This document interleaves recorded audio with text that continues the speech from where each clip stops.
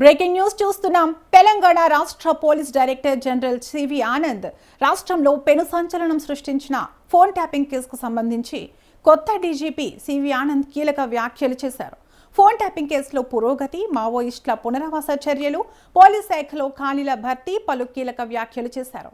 Phone tapping కేసుకు సంబంధించిన దర్యాప్తులో వేగం పెంచినట్లు చెప్పారు. ఇప్పటికే చాలా మంది మావోయిస్టులు లొంగిపోయిన వేళ మిగిలిన నక్సల్స్ కూడా జనజీవన స్రవంతిలో కలిసేలా రాష్ట్ర ప్రభుత్వం తీసుకుంటున్న చర్యలను డీజీపీ సివి ఆనంద్ వెల్లడించారు.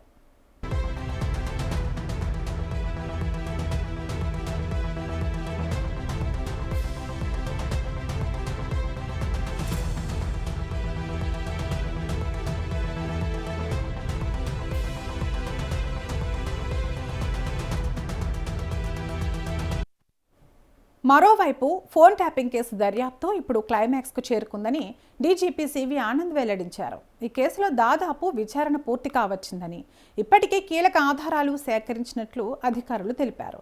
ఈ కేసులో త్వరలోనే రెండో ఛార్జ్షీట్ను కోర్టులో దాఖలు చేసేందుకు పోలీసులు సిద్ధంగా ఉన్నారని తేల్చి చెప్పారు. ఈ క్రమంలో హైదరాబాద్ సిపి, సిట్ ఉన్నతాధికారులతో కలిసి మరోసారి సమీక్ష నిర్వహించి తదుపరి చర్యలు తీసుకోనున్నట్లు డీజీపీ తేల్చి చెప్పారు.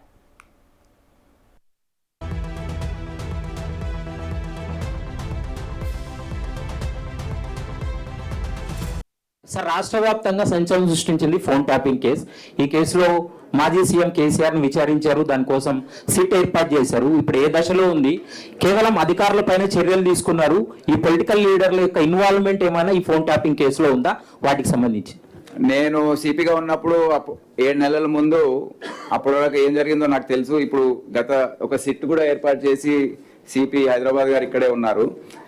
అయితే దాదాపుగా పూర్తయినట్టు అనిపిస్తుంది. తొందరలో దాన్ని పూర్తి చేసి నేను ఒకసారి సమీక్షిస్తాను. సమీక్షించి we will take the further action in that.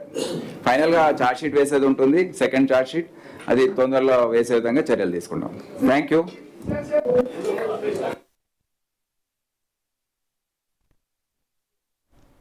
రాష్ట్రంలో శాంతి భద్రతలతో పాటు మావోయిస్టు నేతలను ఉద్దేశించి డీజీపీ సివి ఆనంద్ కీలకమైన సూచనలు చేశారు.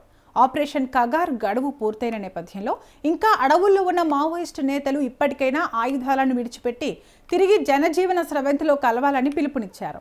ఇక ఇప్పటికే లొంగిపోయిన మావోయిస్టుల కోసం రాష్ట్ర ప్రభుత్వం అన్ని పునరావాస పద్ధతులను రెడీ చేసిందని డీజీపీ సివి ఆనంద్ వెల్లడించారు. లొంగిపోయిన మావోయిస్టులకు పూర్తి స్థాయిలో సాయం అందించేలా ప్రభుత్వంలోని అన్ని శాఖలకు ఇప్పటికే స్పష్టమైన మార్గదర్శకాలు జారీ చేసినట్లు తెలిపారు.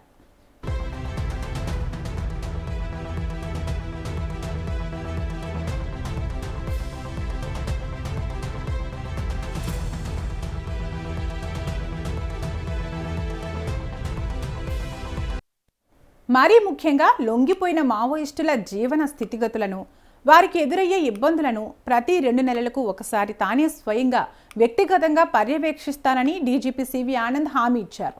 తెలంగాణలో 1993 నుంచి మావోయిస్టుల పునరావాస విధానం అమలులో ఉందని గుర్తు చేస్తూ దాన్ని ఇప్పుడు మరింత పటిష్టం చేస్తామని తేల్చి చెప్పారు.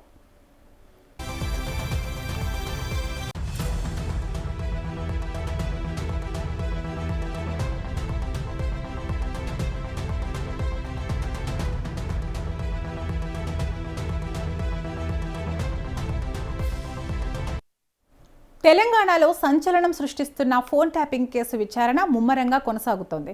ఈ కేసులో సాక్ష్యాధారాల సేకరణలో సిట్ గత నెలలో మరో కీలక వ్యక్తికి నోటీసులు జారీ చేసింది. యుగ తులసి ఫౌండేషన్ చైర్మన్, టీటీడీ మాజీ సభ్యులైన కె శివకుమార్ ఈ కేసు దర్యాప్తులో భాగంగా సిట్ విచారణను ఎదుర్కొనున్నారు. ఫోన్ ట్యాపింగ్ వ్యవహారానికి సంబంధించిన కీలక సమాచారం సేకరించేందుకు శివకుమార్కు అధికారులు నోటీసులు పంపారు. మే 28వ తేదీన విచారణకు హాజరు కావాలని సిట్ అధికారులు ఆదేశించారు. బంజారా హిల్స్లోని ఇంటిగ్రేటెడ్ కమాండ్ అండ్ కంట్రోల్ సెంటర్లో ఈ విచారణ జరగనుందని సిట్ అధికారులు తెలిపారు.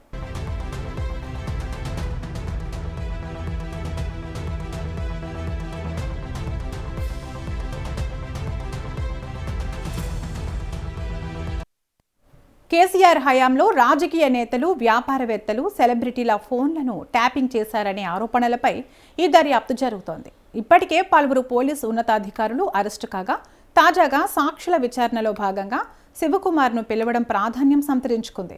ట్యాపింగ్ బాధితుల్లో శివకుమార్ పేరు ఉందా లేదా, దీనికి సంబంధించిన ఇతర వివరాలేమైనా ఆయనకు తెలుసా అనే కోణంలో అధికారులు ప్రశ్నించే అవకాశం ఉంది.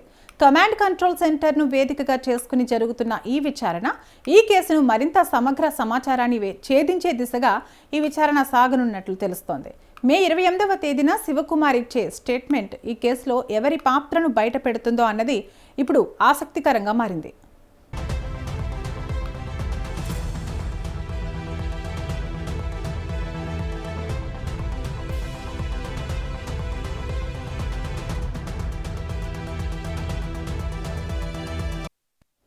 ఇప్పటి వరకు రాష్ట్రంలో సంచలనం సృష్టిస్తున్న ఫోన్ ట్యాపింగ్ వ్యవహారం ఇప్పటికైనా కొలికి వస్తుందో లేదో చూడాలని, అయితే దీనిపై నూతన డీజీపీ సిపి ఆనంద్ స్పందించడం కీలక ముందడుగు పడనుంది. దీనిపై మాట్లాడిన ఆయన ఎలాంటి చర్యలు తీసుకుంటారో, కేసును ఎలా పరిష్కరిస్తారో అని అందరూ ఆసక్తిగా ఎదురుచూస్తున్నారు.